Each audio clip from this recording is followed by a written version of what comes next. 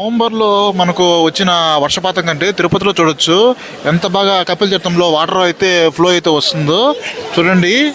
మొత్తం వెనక నుంచి అయితే వాటర్ అయితే చాలా ఫ్లో అయితే ఎక్కువగా ఉంది. ముందుకెళ్ళి చూసేద్దాం. కపిల్ తీర్థం వాటర్ ఫ్లో చూడండి. మనం ఫస్ట్ నుంచి ముందుకెళ్ళిపోదాం. చూడండి ఎక్కువగా దుక్కుతుంది వాటర్ అయితే. ఇక్కడ ఎక్సలెంట్గా ఉంది వాటర్. చూడండి మొత్తం ఉధృతిగా ఎక్కువ అయిపోయింది. ఇక్కడ ఫ్లో అయితే ఎక్కువగానే ఉంది. జనాలు చూడండి మన కపిలేశ్వర స్వామి ఆలయంలో ఎంతమంది ఈ వాటర్ని చూడడానికి వచ్చారు. వాటర్ ఫాల్స్ని మనం ముందుకెళ్ళి మొత్తం బాగా చూద్దాం. ప్రజెంట్ అయితే వాటర్ దగ్గరికి ఎవరిని పోనివ్వట్లేదు.